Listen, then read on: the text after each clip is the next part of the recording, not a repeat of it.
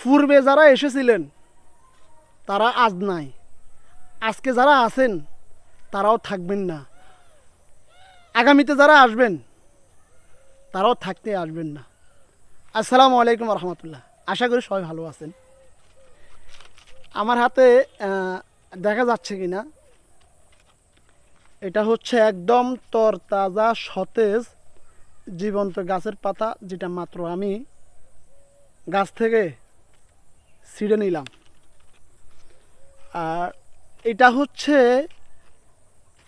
একটা শুকনা পাতা, যেটা গাছের তলে পড়েছিল, গাছের তল থেকে আমি কুড়িয়ে নিলাম। এই দুইটা পাতা আমার কাছে আছে। দুইটা পাতা কিন্তু একটা গুরুত্বপূর্ণ মেসেজ বহন করে। জি, এই গাছের পাতাও একটা সময় গাছে ছিল না।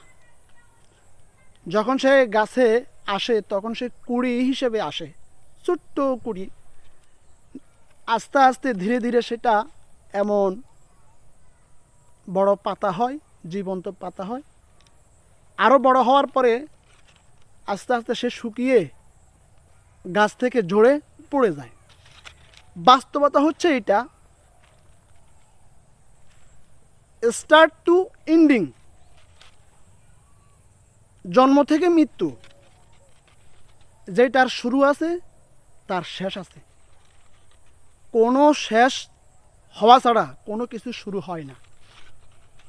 আপনি আমি আমরা একদিন দুনিয়াতে ছিলাম না, এখন আছি।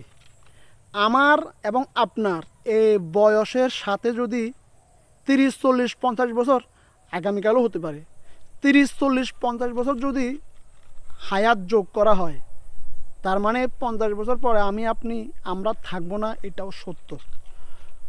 কখনো নিজেকে এই প্রশ্ন যদি আপনি করতেন যে হচ্ছে আমি একদিন ছিলাম না এই ধরাতে, এখন আছি, একদিন থাকবো না এই ধরাতে, কেন?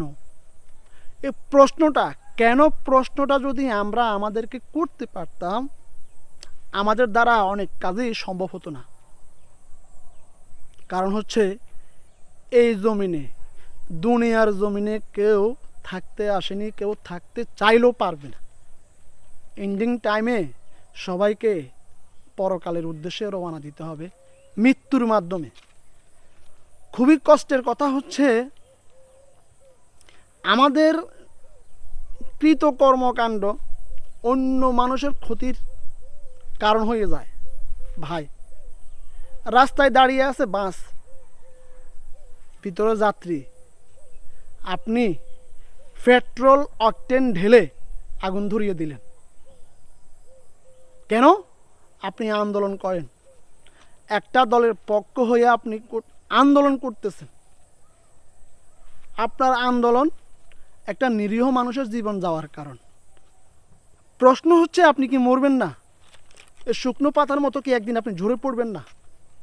নিঃসন্দেহে, শতভাগ সত্য,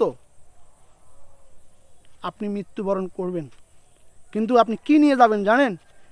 আপনার হাতে দ্বারা অকটেন পেট্রোল ঢেলে একটা নিরীহ জীবন্ত মানুষের জীবন আপনি শুকনো পাতার মতো তাকে জ্বালিয়ে দিলেন। তার এই হীন জঘন্য কর্মকাণ্ড নিয়ে আপনি, এই আমলটা নিয়ে আপনি পরবারে উঠবেন, জিজ্ঞাসিত হবেন। ওই লোকটা তার জীবন দিয়ে পরকালে আপনাকে জাহান্নামের আগুনে জ্বালানোর উপকরণটা আপনি নিজে হাতে করলেন। কেন? কেন এমনটা করবেন না? আপনার এই কর্মকাণ্ডের ফল আপনার নেতা, আপনার দল, আপনার পরিবারের কেউ নিবে না, কেউ না, কেউ না। বাস্তবতা হচ্ছে এটা। সুতরাং